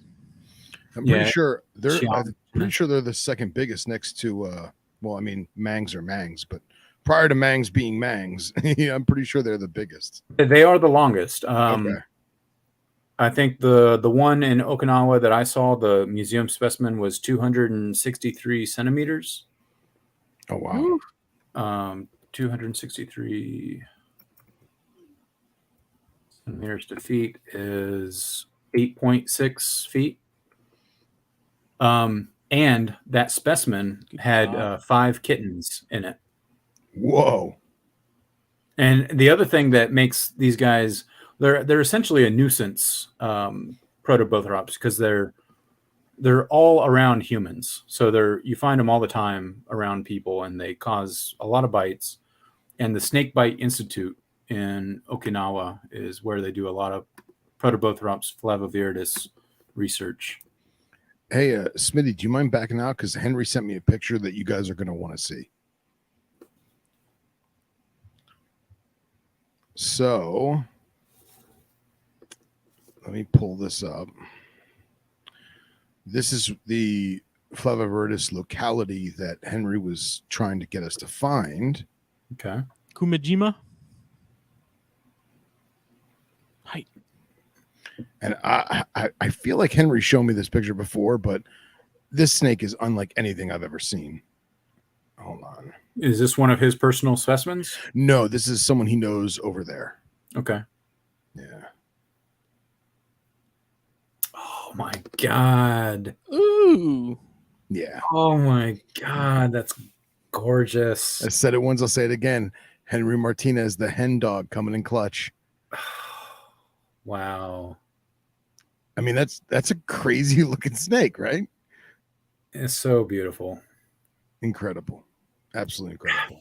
So what's also kind of crazy about Japan is they do not protect any of their venomous snakes. Really? Yeah, no matter how rare a venomous snake might be, because of the fact that it's venomous and therefore dangerous to people, they are not protected. Wow. So why don't we have more of them? Yeah, right. I don't know. Tocarensis, the Protobothrops tocarensis I love so much that I want to find. Yeah. Because I'm part of the IUCN has a Viper specialist group, and I'm a member of that. I'm in charge of the East Asia section. Nice. And I wanted to try to reach out to some Japanese contacts about the conservation of some of their more rare vipers. And they're like, no, sorry, vipers are venomous and dangerous to humans. So therefore, Japan doesn't give them any protection. Wow. It's like, that seems a little bit insane, don't you think? So what you're saying is we're going to start a Tokarensis breeding program. We should. Somebody should. I'm 100% game. And Flavoviridis. I don't know if I'd be so game. You don't want I'm to short. Remember that. 8.6 foot Protobothrops. Yeah, right. Oh, geez. I actually had a Marine friend who was stationed in Okinawa in the mid 90s, late 90s.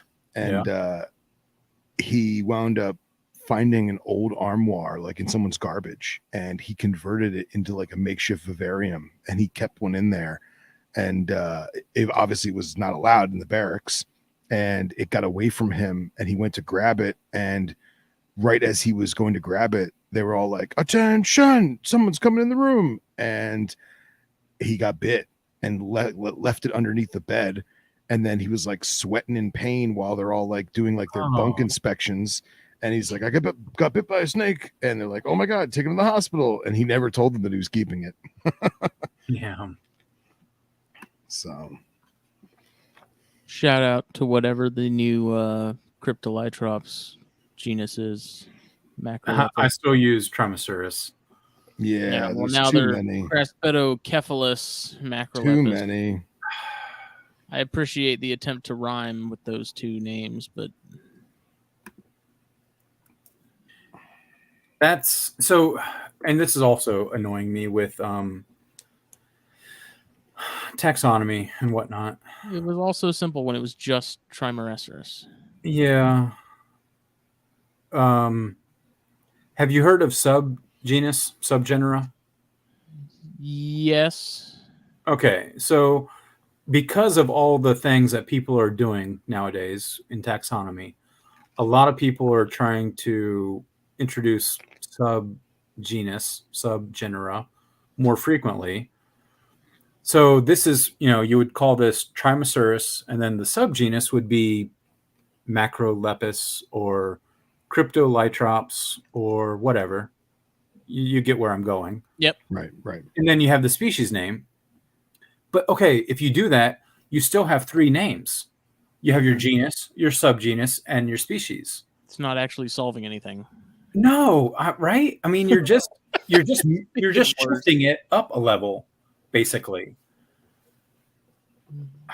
And it's just why fix what was not broken type deal. India and China, top of my herd lists. India, I've never been to India, but man, I want to go quite bad.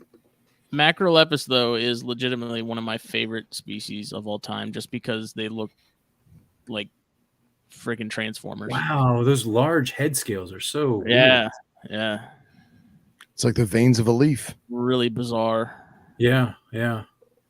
And, Phil and I were talking about mangrove vipers the other day, which are amazing and also not in China. So that's another species I've always wanted to find. Yeah, man. I can't speak highly enough about Henry. He put me in contact with some people in Sumatra. And when he wound up bringing over some king cobras and some other stuff, I finally got my black perps, and going down the rabbit hole of like the natural ecology and like where they live, and it's not what you think at all, and just the crazy mangrove estuaries. And it's actually fascinating to find that there's not a similar species in like on the coast of China. I'm sure other animals like Hagenai or whatever, use that same niche, but there's not a lot of mangroves in China. So you think it's too far north? I think so. Even on sort of the western, like southwestern side, closer to Thailand and Vietnam and Laos. Vietnam. As you get closer to the Vietnam, you should get more mangroves, but the majority of eastern China is rocky. The beaches, like you don't really have sandy beaches. It's more like the Keys. Yeah. Okay. But I mean, the Keys have lots of mangroves, though. Yeah. I was referring to the fact there's no beaches. Yeah, right. It's so weird. You go to the Keys, you're like thinking, oh, beaches everywhere, but no. Yeah, nothing, guys. There's a beach. It's made by man. Yeah, no. Majority of China shoreline is rock.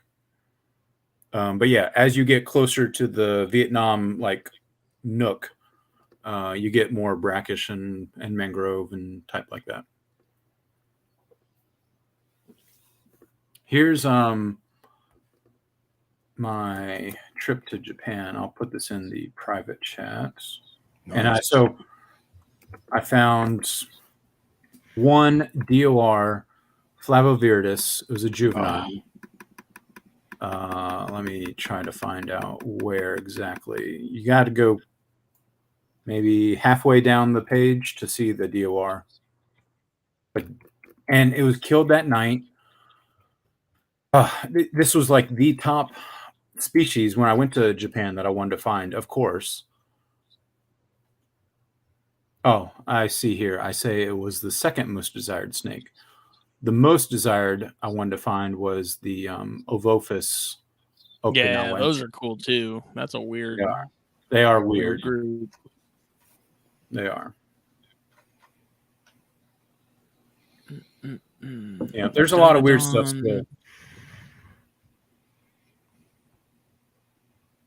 Yeah, if you're in the Dynodon area, you should be getting pretty close to the DOR. When you go to these countries to do these field studies and research and stuff, do you ever do, like, this is such a stupid question, but do you ever do any like touristy stuff? Like, obviously you were on the Great Wall doing work, but like, you ever go to like the cliche tourist spots? Yeah, the first time I ever went to Beijing, I did the touristy stuff, and I was like, okay, I don't need to ever do that again. Right.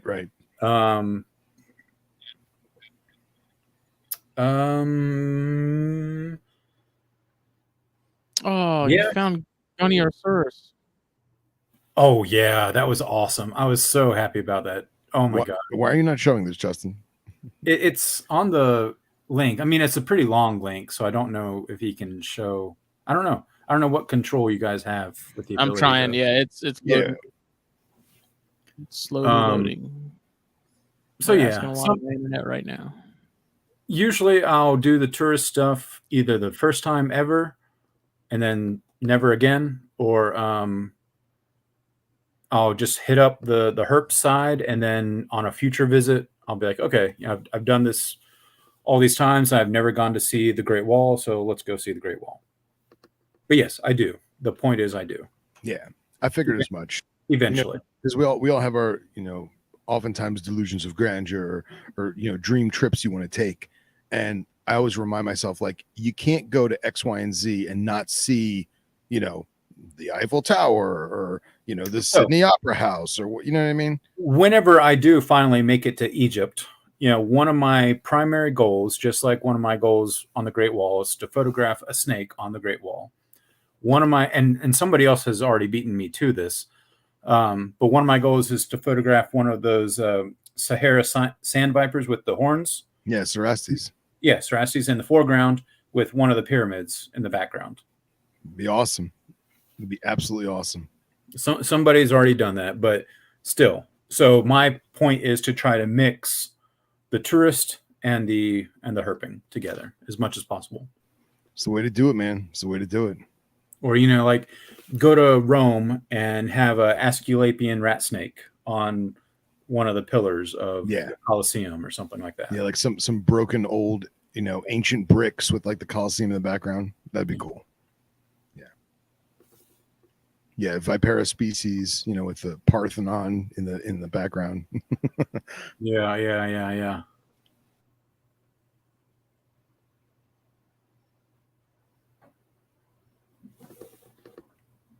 Oh yeah, that was the Ovophis right there above. That was the Japan trip was such a fun trip. I was there for a conference. Oh yeah, that was the 263 centimeter Flavoviridis. But yeah, I was there for a conference. I was only there for 4 days. but the herping was awesome. The food was awesome. The people were awesome. Everything. The conference was awesome. It was a snake ecology group. That's the way to do it, man. That's the way to do it. I think you might have passed the Goniosaurus.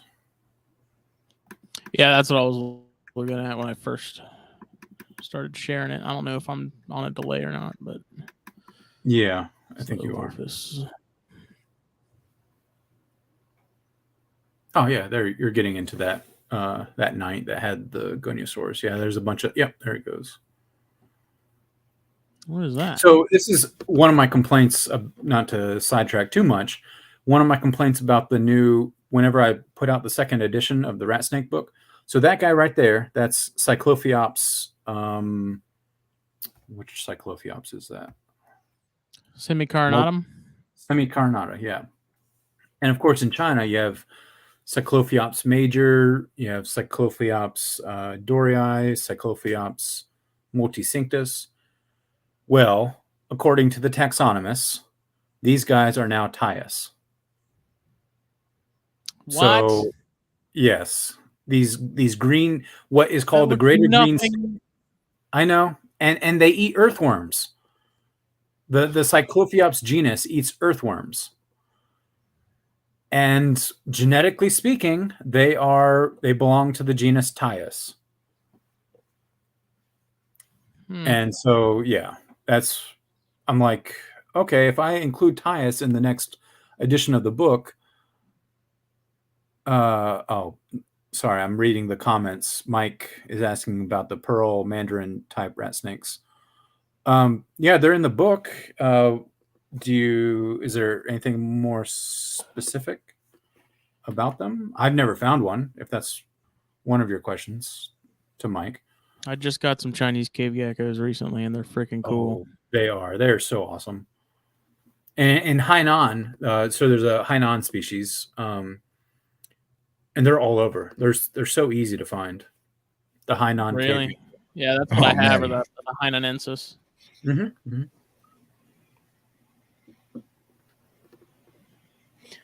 Everything is leaf litter. They all look perfect for blending in. Yeah. Oh yeah, there's the Ovophis okinawensis. Yep. Essentially a cottonmouth. Those are cooler than a cottonmouth, Phil. Sorry. I don't know, man. I don't know. It's like honestly, it looks like a brown water snake. You know, with those geometric shapes. And just wait for the new book because, you know, Ovophis, I love Ovophis. And in the China... Now we're talking right here. Now we're talking. I know. I also fucking love Azemiops. That was a species I was obsessed with as a kid, too. Everybody is initially until they realize how difficult they are. Oh, yeah. And, you know, one of my projects, yet another project that I wanted to do with them is Mountain Dew, is I wanted to do a radiotelemetry project with Azemiops. Keep going. Yeah. Now you're getting into keep going a little bit more. You're going to get to that one record setting. There, that's the one right there. So yeah, that individual. Yeah. 200 and what's it say? 48? Maybe not. I thought it said 263. Maybe it says 248 centimeters. I see 805 grams. Oh, I thought there was a length. But that's the one that had the 5 kittens in it. Wow. That's wild. 242 centimeters? 2.4 meters. 242 centimeters. Yeah, you're right. Which is 2.4 meters. 242 centimeters is 7.9 feet. Okay, so I was a little bit off. Someone had a made a mistake.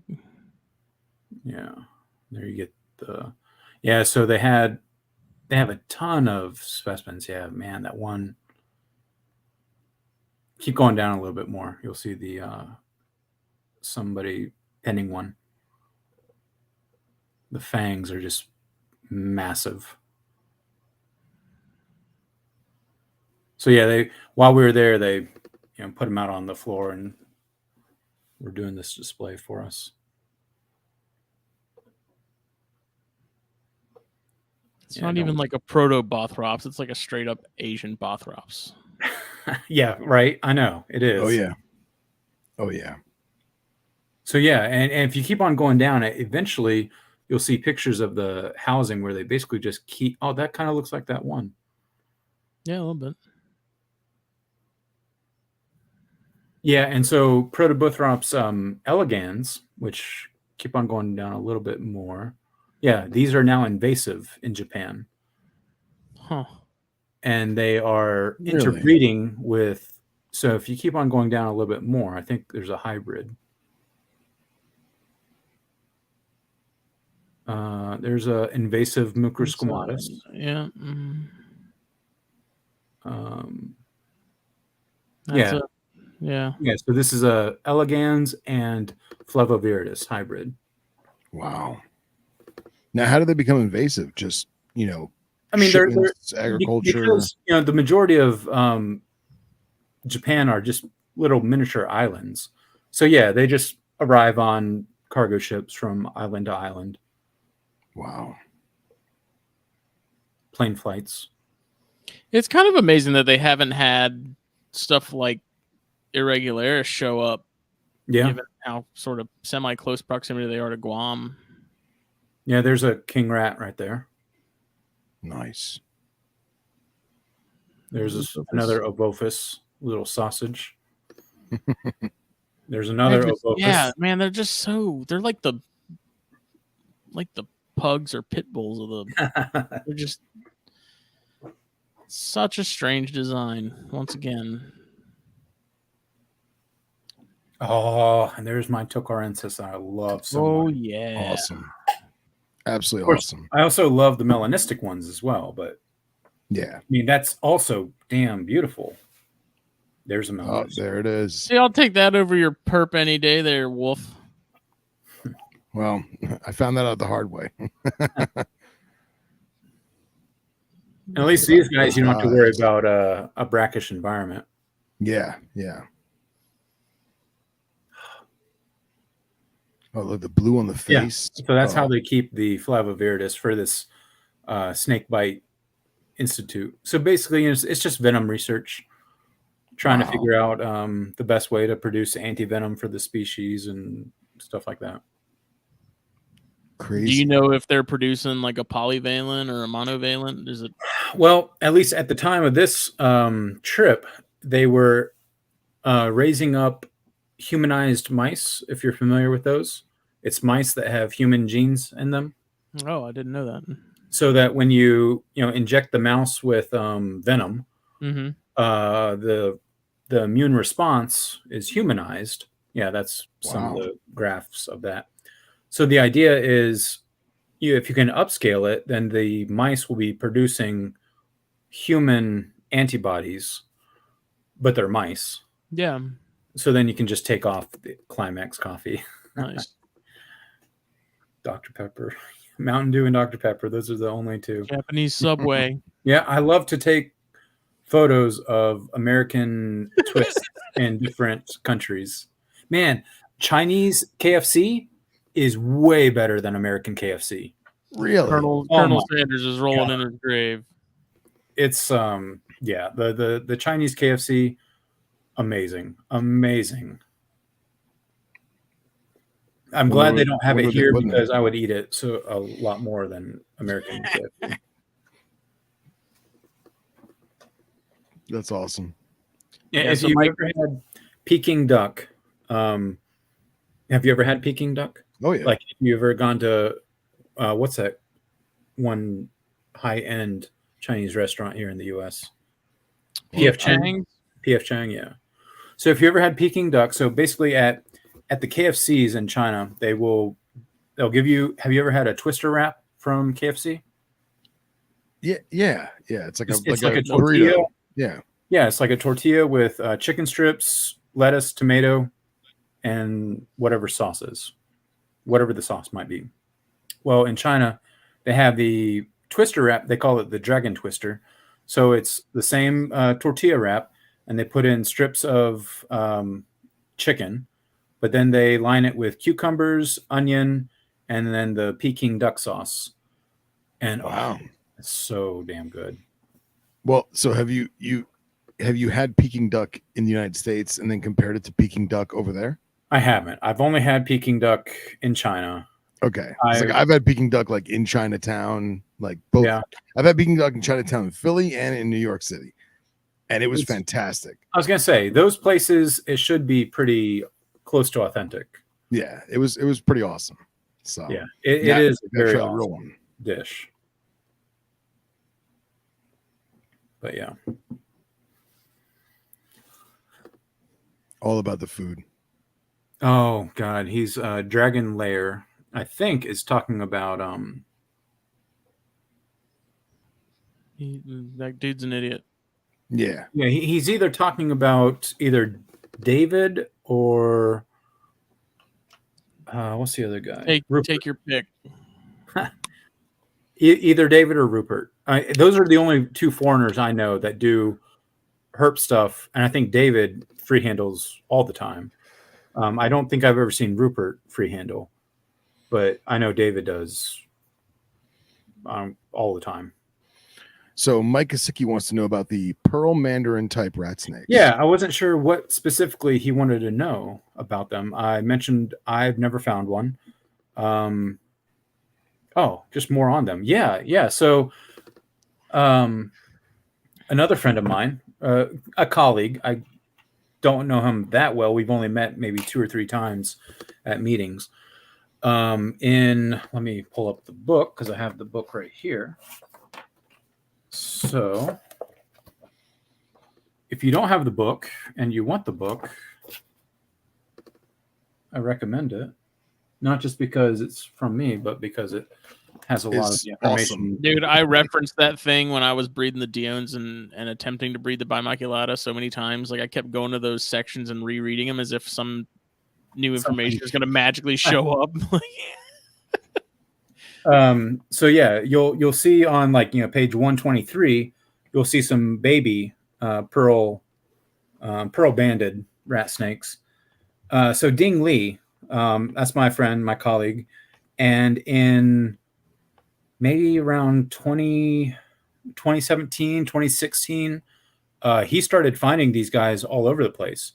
And prior to that, they had been extremely rare. Like I think 1920s is when most were found. Wow. 1930s. But yeah, so whatever, Ding Li eventually found the location to find them. And he started breeding them, and he breeds them on a regular basis. And so the juveniles that I have in the book are from him. And yeah, based on his interactions with the species, yeah, we now know a lot more, not only about the breeding, but about where the population has been expanded. I think he's maybe found 3 or 4 new locations from what was previously known. That's awesome. Yeah. That's awesome on so many different levels too, in terms of just like not just the captive husbandry, but just the overall ecology of it, where we have so many animals that we know what they live in and how they live to a certain extent.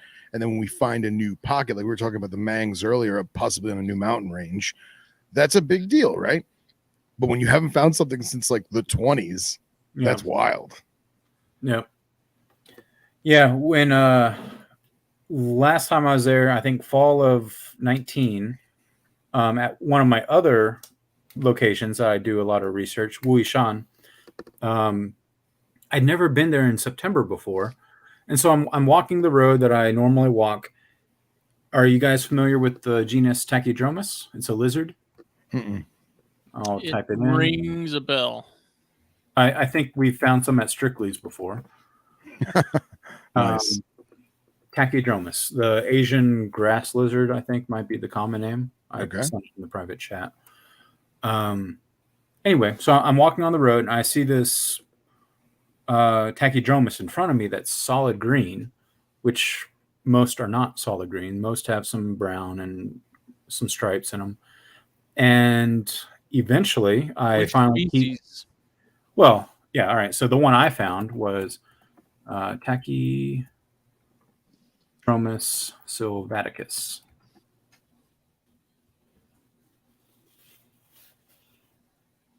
No, Sylvaticus.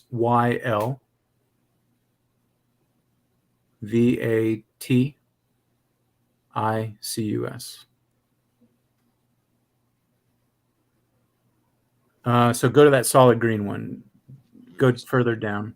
Yeah, that one. Yeah, That's cool. that guy. Oh, well, that says dorsalis, but it looks identical. That might be the Japanese one. But Sylvaticus is also solid green. Oh, well, there is a solid green, or sorry, a Sylvaticus. Go up a little bit. He's mostly green to the left. Oh, well, yeah, that too.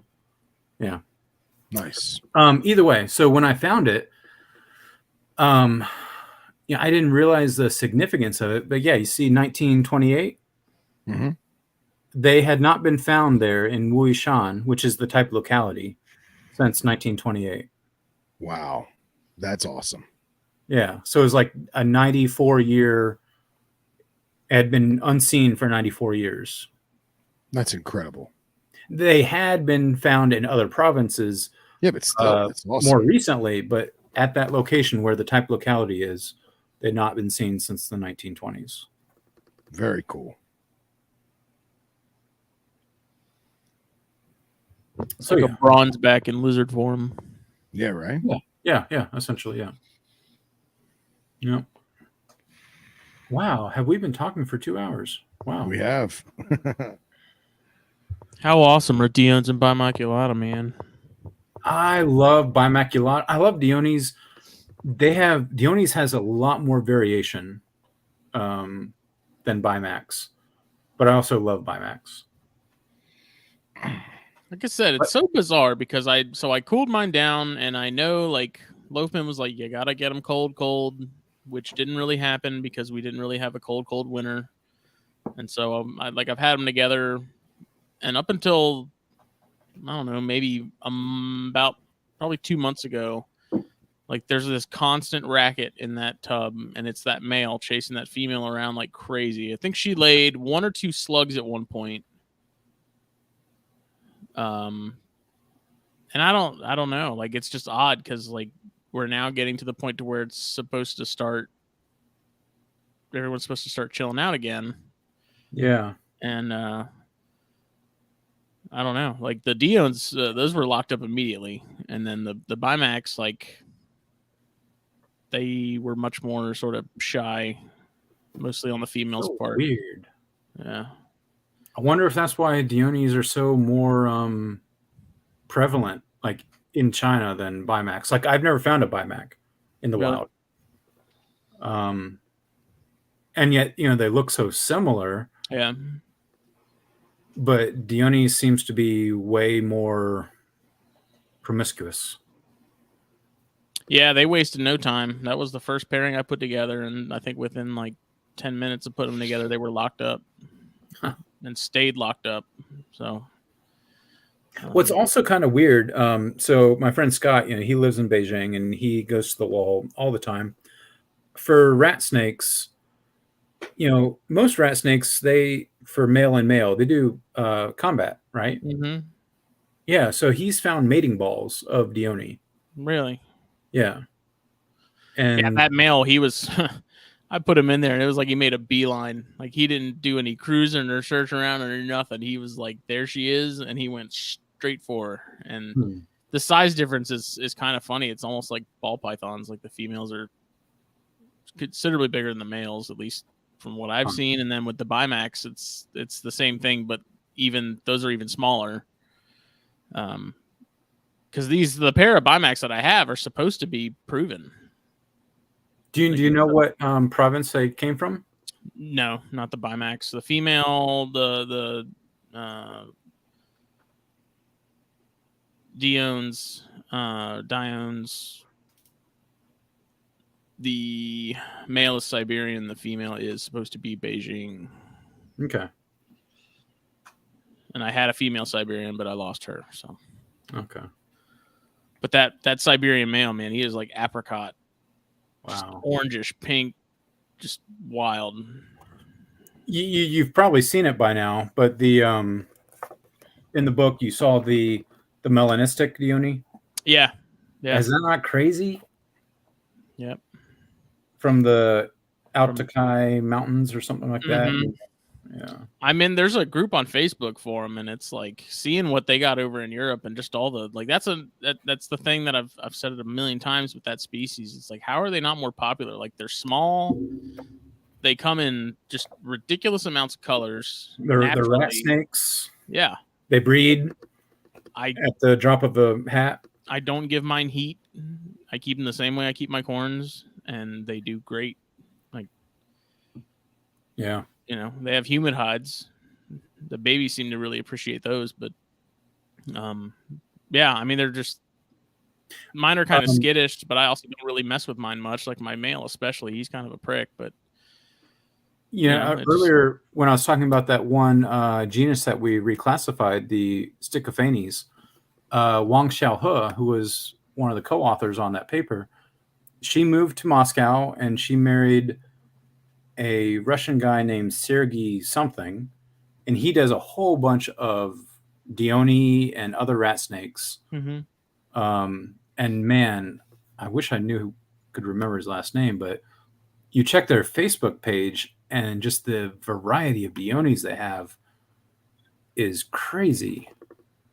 And that's another one that I wouldn't be surprised as far as taxonomy goes. Like if there wasn't more going on there than what we think, just given how huge their range is. Like it's kind of like something like that. It's hard to believe that it's just a singular species when you have something that. I agree. Yeah.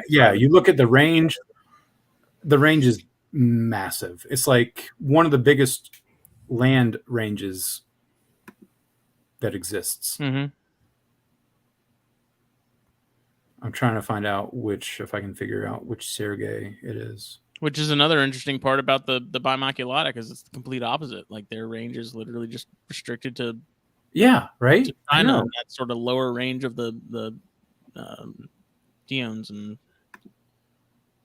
I don't know. Yep. Okay, they are super close related, and I think like those there is an actual like a real difference beneath the surface in terms of like number of chromosomes and stuff.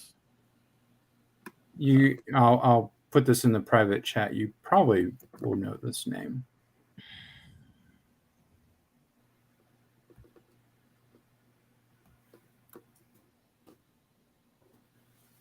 So type him type him into Facebook and see if you're friends with him or not. His wallpaper is a boiga. I think it's a boiga. Pretty sure that's a boiga. Yeah, I do not know that guy. Really? Okay. I'm surprised. I mean, he does boiga. He does rat snakes. He does. Oh, he's friends with Bobby Pebbles and Harlan. Of course he is.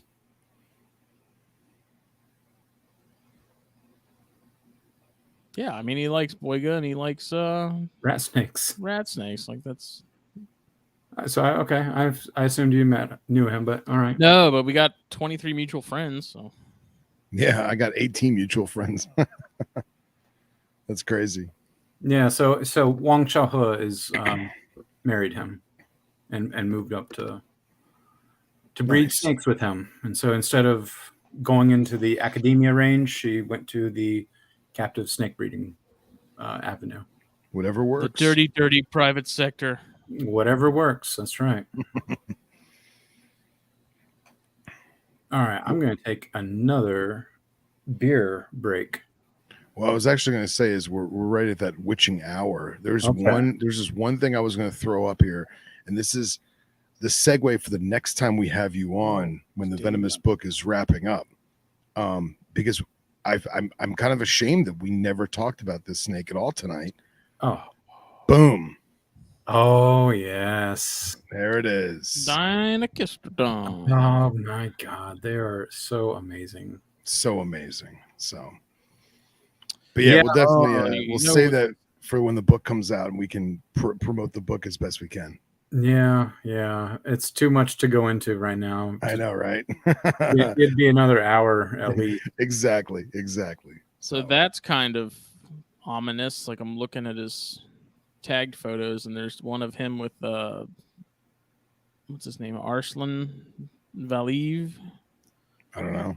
And he was this dude that purposefully got bit by a black mamba on a live stream and killed himself as a Jesus result. Christ. Yeah. Wow, that's rough. That got morbid As real in, quick. he wanted to commit suicide? Yeah. Yep. And that was his technique? That was, yep. Whoa. Oof. Wild. Ugh. Because he was like a big like Russian YouTuber, like herp YouTuber kind of thing. And from what I remember, there was something girl related, and he Oh, I think I vaguely remember something about that. A girl related, some sort of breakup, and yeah, he killed himself by snake bite. Yep. Whoa. What a way to go.